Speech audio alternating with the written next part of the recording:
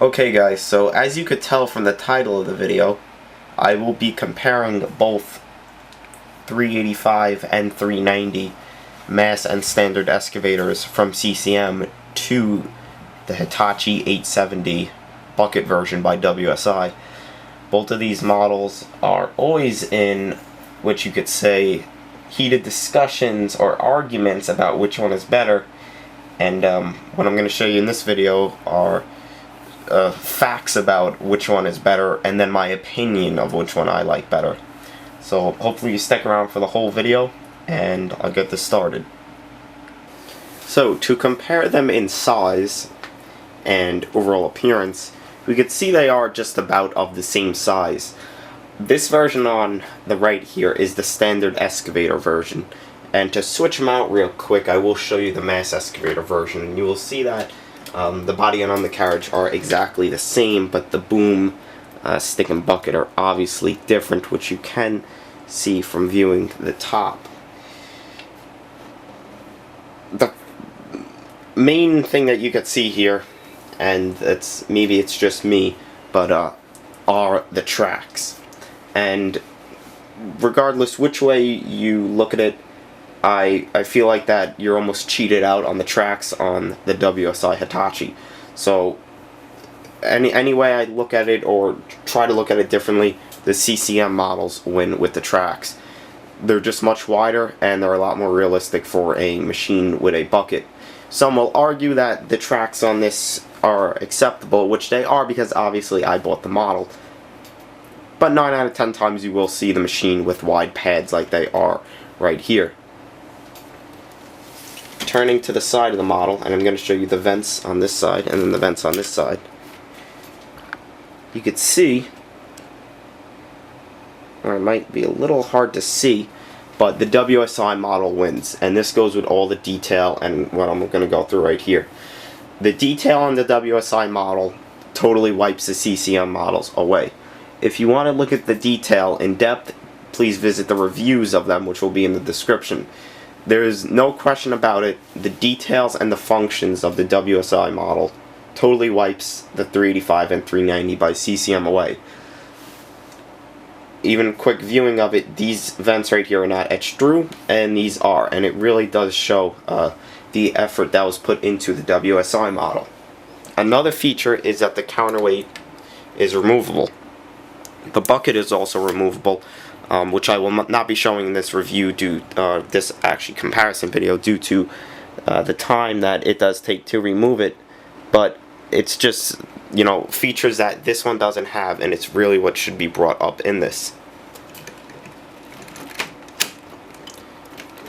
Another thing that I want to bring up, which, you know, does also help for the comparison, some doors do open on this model as well as they do on this one. So if you really want to talk about functions, the WSI one, I guess you could say, wins in transport mode functions because you could remove the counterweight and bucket. But if we look at the CCM one, the door opens, and to me the opening door is better than opening service doors. To some people out there it might not be, but like I said, to me that's, you know, a little bit better than having the doors open on the engine compartments, because I'd rather have the cab open and a diorama or even shelf display with a figure there instead of a figure working on it, you know, representing that the machine is broke down. Another good thing about the CCM models are that they come in variations, and to me the variations of this are a little bit better than WSI variations. If we want to talk about the WSI variations, the WSI model comes with the bucket version, a small processor version, or the large third member shear variation. The bad thing about them, and like I said in the beginning, are that they didn't change the tracks out for the different variations. These are front shovel or demolition pads. The CCM version of the machine comes in the mass excavator version, which will totally wipe away, you know, a shear version for me, because I'd rather the mass excavator. It comes in the standard version, and it also comes in the front shovel version, which I currently do not own. I might be getting that soon, but that's for a different type of video. The variations that CCM gives, I think, are a lot better than the WSI versions, in just my general opinion. A random fact that I also do want to point out is that most of these 385 and 390s are sold out when the Hitachi 870s aren't. But that's for you to decide which one is nicer. Now, one thing that I do want to get through, and this should be the last part before I officially sum it up, because I don't want to, drag this video on too long, because I could go on for a while, but I'm not going to, just for the simple fact that I'm sure most people don't want to see a 20 or 25 minute video. The Hitachi 870 appearance is very nice to me. Is it as nice as a 385? I'm going to have to say no. Is it because I, see more 385s than Hitachi 870s? Probably. But, to me, as nice as this thing is, and I will say it's much nicer than the 385 and the 390 in detail, I generally don't like it as much as the 385 and 390. For the simple fact that I really don't like the appearance of it. It's super nice looking and everything, but at the end of the day, I would pick the 385 over it. I believe the reason being is that the bucket doesn't exactly match everything else and such not, but that's going to be at the end of the video. I would definitely pick the 385 and the 390 for the simple fact that I just think they look a lot meaner. And as crazy as this sounds, I really think it's because of the tracks. I mean, you look at the machine, and I believe the first part where anybody would look is the body and whatnot, and I think that these tracks just give it a much meaner look. And I really do enjoy how CCM did a mass excavator version. I think that it just gave it a nicer appearance. The one good thing about the WSI model versus two CCM models are it's around $60 cheaper, and that could be a good thing for someone on a tight budget, because for $60 cheaper you get a lot more detail and everything, but as long as you like the model.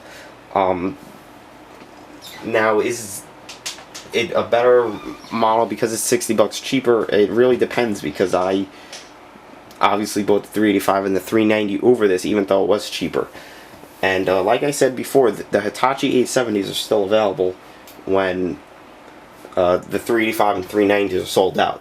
So before I end the video, I just want to put them side by side and show you guys what they look like, and then I'll tell you which one I would buy. So here's a 385 standard version next to the Hitachi 870. They virtually pretty much are the same size. There's really not much difference to them. 385 does seem like it has a larger bucket. And now I'll put the mass excavator version. So here's the mass excavator version, and it's just a lot more beefier looking, and I think that it looks a lot more meaner. For some reason this thing looks like it needs to be beefed up more. It just looks like a lightweight machine if you compare it to the Cat. But that's probably just me. And if I had to pick which one I would buy, or how to, if someone asked me which one they would buy, and I'm sure most people are wondering this question, I'd probably say the Cat, because, in my opinion, and I'd probably go with the mass excavator. And for the simple fact that I just think it looks a lot nicer. I mean, it could have the most detail in the world, but if it's the most ugliest model ever, I'm not going to buy it. And I'm sure many people will agree with me on that. But nonetheless, I am going to buy the other two versions of it. So I will have a total of 3 870s. But like I said, if I had to pick for someone to decide, because I'm sure someone will ask in the comments, which should they get, the 390 and 385 or the 870, I probably would go with the 390, just because it just looks a whole lot better in my opinion. 870 really doesn't look that beefy to me.